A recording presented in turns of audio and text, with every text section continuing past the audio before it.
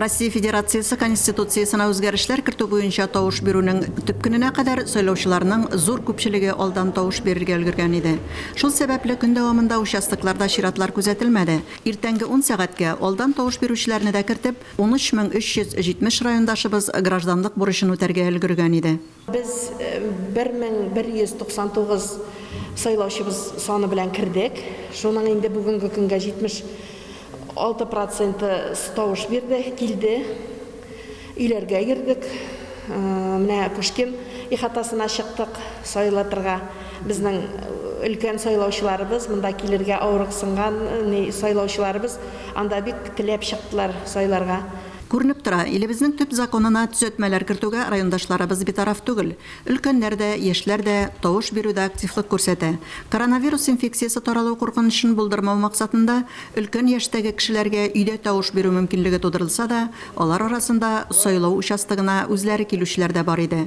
Мөслимдә яшәүче Максут Агалатипов 91 яше якынлашуга карамастан үзе теркәлгән 1986 санлы банк сайлау участогына килеп тавыш бирде. Конституцияга үзгәрешләр кертү турында бик күп сөйләдек, бик күп аңлаштык. Минем теләгем фақат бер генә. Конституциядә үзгәрешләр халыкка уңай нәтиҗә, уңай мөмкинлекләр бирергә язсын һәм яңа конституция белән тормышны яңадан корып яхшы итеп барырга язсын. Фақат уңайга гына булсын үзгәрешләр. Тормышыбыз, дөньялар әйбәтләнсен дип өметләнеп киләбез бит инде. Начарлансын дип килмәйбез. Менә үзгәрешләргә минем мөнәсәбәт төрлесенә төрле. Аларны бөтенесендә бер галочка белән генә решайтырга дөрес түгел дип аңлыйм. Алдан тавыш бирүдә һәм тавыш бирүнең төп көнендә район буенча 30 участок сайлау комиссиясында барлыгы 170 райондашыбыз эшләде. Комиссия членнары нигездә бу эштә зур тәҗрибә туплаган яшьләр. Алар үз вазифаларына җаваплы карыйлар. Шул ук вакытта ил күләм уздырылучы сайлау кампанияларына бәйрәм төсмере өстәргә тырышалар.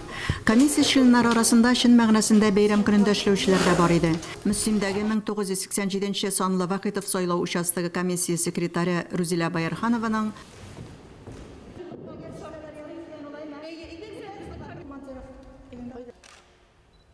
сайлау участокларында төрле сәяси партиялардан һәм иҗтимагый палатадан күзәтүчеләр дә эшләде. Мөслим халкы бик актив сайлауга киләләр. Аеруча бүген бигрәк күп халык килә. Участокта социаль дистанция саклана, дезинфекция үткәрелә. Әйе, тавыш бирү вакытында Роспотребнадзорның санитар куркынычсызлыкны тәэмин итү буенча җиткерелгән таләпләрен үтәүгә зур игътибар бирелә. Тавыш бирүчеләрнең дә шәхси саклану чараларын куллануын әйтергә кирәк. Тавыш бирүнең төп көнендә сайлау участоклары кичке 8 сәгатькә кадәр эшли. Әлфинур Нугманова, Динар Нуртдинов, Мөслим телевидениесе.